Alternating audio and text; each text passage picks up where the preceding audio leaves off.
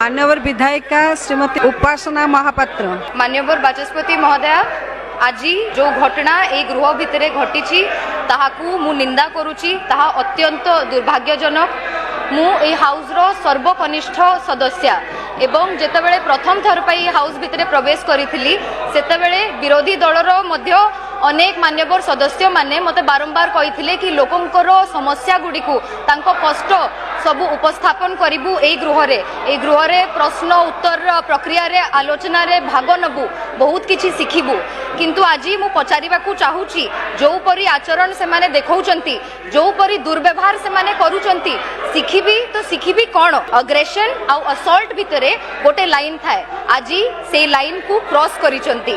एहाकू लोकंको पाई लढेई रो ना न दियंतु, कारण लढेई कोन आमे मध्य जानिचु, आमे मध्य करिचु। मु होउची पाइको माटी ब्रह्मगिरी रो प्रतिनिधि, जो माटी रे बक्सी जगबंधु विद्याधर महापात्र ब्रह्मरबर राय जन्म ग्रहण करिथिले। आज जो आसन मु ग्रहण करिछि सेही आसन दिने ग्रहण करिथिले मो लेजिस्लेटिव प्रीडेसेसर पूर्वतन ब्रह्मगिरी विधायक तथा दिवंगत कांग्रेस नेता ललातेन्दु विद्याधर महापात्र। तांको कार्यकलाप बहुत पाखरु देखिछि एवं तांको पार्टी मु अनेक थर सुनिछि कि विधानसभा होउछि ओडिसा रो हार्ट। मां मानंको पाई लढेई करिवार, मां मानंको अधिकार पाई लढेई करिवार, तांकर सम्मान पाई लढेई करिवार सेही कथा देखिछि। आज बहुत दुख लागुछि, सेही आइडियोलॉजी सेही आदर्श ठारू बहुत भिन्न जिंस मु ए गृह रे देखिबा को पाउछि।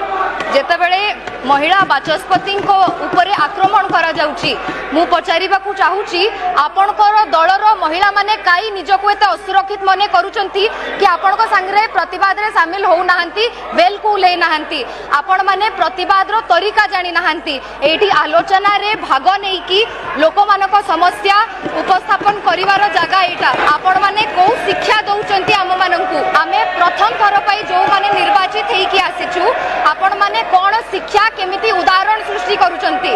एबे भी पचारिबा को चाहिबी जो भौणी माने सेठी पछरे ठिया हिचंती, आपण माने निजको काई सुरक्षित माने करू नाहंती, बेल को लेके आगदाडी रे काई प्रतिवाद करू नाहंती। प्रतिवाद करिबा पई गोटे रीजन, गोटे पर्पस दरकार। पर्पसफुल डेमोन्स्ट्रेशन, पीसफुल डेमोन्स्ट्रेशन एवं प्लेन डिसरप्शन भितरे गोटे तफात अछि, आ सेही तफात बहुत क्लियरली देखा जाउछि हम समस्तंको।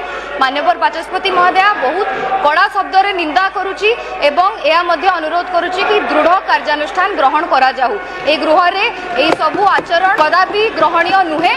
आउ फर्स्ट टाइम आम माने बहुत जन इलेक्ट हेकि आसीछु, आम मानंको पाई गोटे भलो प्रेसिडेंट सेट करा जाऊ, एमती एग्जांपल न दिया जाऊ। धन्यवाद।